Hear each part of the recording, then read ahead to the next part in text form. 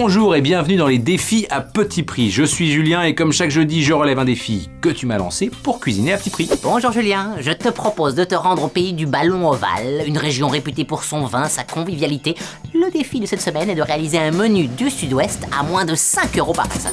J'adore ce défi. Et t'as oublié de dire que le Sud-Ouest a une grande gastronomie et puis il y a aussi l'accent de ses habitants qui invite à la fête, voilà. Et je vais cuisiner une salade de gésier, un cassoulet et en dessert une croustade aux pommes. Allez, on s'habille de blanc et de rouge, c'est parti! Alors, pour la salade de gésier, j'ai besoin de 300 g de gésier de volaille cuisiné en confit, 4 tranches de pain de mie moelleux nature, un quart de feuilles de chêne rouge, 180 g de tomates cerises allongées, 2 cuillères à soupe d'huile d'olive vierge extra, 1 cuillère à soupe de vinaigre balsamique de Modène, une échalote et du sel et du poivre. On toaste les tranches de pain de mie et on les fait refroidir. Puis on les coupe en petits dés de 1 cm sur 1 cm. On lave et on essore la feuille de chêne, on la verse dans un saladier, on ajoute une échalote ciselée, on prépare une vinaigrette avec l'huile d'olive, le vinaigre balsamique, le sel et le poivre. Dans une poêle chauffée, on fait revenir les gésiers, on les retire de la poêle et on attend légèrement qu'ils refroidissent avant de les ajouter à la salade. On fait revenir les dés de pain de mie dans la poêle, qui a servi à réchauffer les gésiers, pour en faire des croûtons. Puis on les parsème au-dessus du saladier. On sert la salade avec les tomates et la vinaigrette. Salut Julien! Les fêtes de Bayonne sont déjà terminées. Ça me donne le cafard, moi! Oui. J'aimerais tellement retrouver cette atmosphère si particulière. Ah, comme je te comprends. Mon ami, ne te mets pas dans un état pareil. Je vais te redonner le sourire avec la suite. Oh. Pour le cassoulet, il me faut 500 g de saucisses de Toulouse, 375 g d'haricots secs blancs, 8 tranches extra fines de saucisson à l'ail supérieur fumé, 50 g de poitrine fumée, fine tranche, une boîte de cuisses de confit de canard du Sud-Ouest, 35 g de double concentré de tomates, 100 g de chapelure, 4 gousses d'ail, 2 feuilles de laurier, 2 branches de thym et du sel et du poivre. Alors on met les haricots à tremper la veille dans l'eau froide et le lendemain, on les égoutte. On les met à cuire dans une cocotte recouverte d'eau froide non salée avec 2 gousses d'ail, une branche de thym et une branche de laurier. On fait cuire pendant une bonne demi-heure, voire 3/4 d'heure, à compter de l'ébullition. On préchauffe le four à 110 degrés, thermostat 3-4. On égoutte à nouveau les haricots en prenant soin de retirer les gousses d'ail, le thym et le laurier. On les met à nouveau dans une grande cocotte en recouvrant d'eau.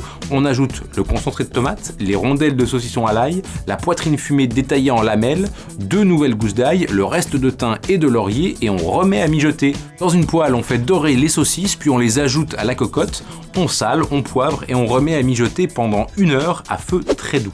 On remue de temps en temps, on sort les cuisses de canard des boîtes, on les nettoie bien de toute leur graisse, on coupe les cuisses en deux, on en sépare les hauts des bas, on les ajoute à la cocotte. On vérifie l'assaisonnement et on laisse encore mijoter une demi-heure.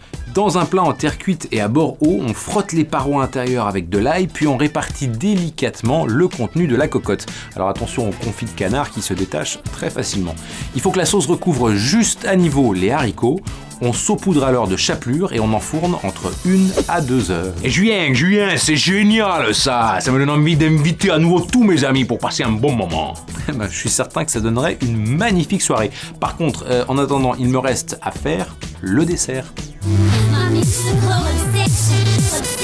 Pour la croustade aux pommes, il me faut 12 feuilles de filo pour recettes salées ou sucrées, 8 pommes golden, 150 g de beurre doux, 100 g de sucre en poudre, 5 centilitres d'armagnac et une cuillère à café de cannelle en poudre. On clarifie le beurre, pour cela on le fait fondre à feu doux dans une petite casserole, on ôte à l'aide d'une cuillère la fine pellicule blanche qui s'est formée à la surface, qu'on appelle aussi petit lait. On épluche les pommes, on les coupe en fines lamelles en éliminant le cœur et les pépins, puis on les fait sauter à feu moyen dans une poêle avec un peu de beurre qu'on vient de clarifier. On saupoudre le sucre au-dessus et la cannelle. On fait caraméliser les pommes pendant 10 minutes en secouant le manche de la poêle. On préchauffe le four à 180 degrés, thermostat 6. Avec un pinceau souple, on badigeonne le fond d'un moule à manquer de beurre clarifié. On beurre de la même façon 3 feuilles filo. On les dispose en croix au fond du moule pour qu'elles le recouvrent parfaitement et que les bords dépassent d'environ 3 à 4 cm. On y répartit un tiers des pommes et on recommence l'opération 2 fois en superposant les feuilles de filo badigeonnées, puis les pommes. Enfin, on rabat les bords des feuilles de filo sur la dernière couche de fruits. On badigeonne les bords de feuilles philo de beurre, on poudre de sucre et on enfourne pour 15 minutes. On démoule délicatement la croustade, on entaille la surface avec un couteau et on arrose d'armagnac. On sert aussitôt. Julien, le défi est réussi. Un menu de qualité qui ne dépasse pas le budget. Toutes mes félicitations. Merci Julien. Il faut vraiment que tu viennes l'année prochaine, hein. Tu n'apportes qu'une chemise blanche, je te prêterai mon foulard. Voilà, quelle charmante attention. Tout le plaisir était pour moi et j'espère que vous aussi, chers internautes, ce menu vous a plu. En attendant, je vous dis à la semaine prochaine pour un nouveau défi. Si toi non plus tu n'as pas peur de prendre le taureau par les cornes, abonne-toi à la chaîne Marmiton, regarde notre épisode ou laisse un commentaire. Allez, à bientôt, moi je vais mater de la vachette.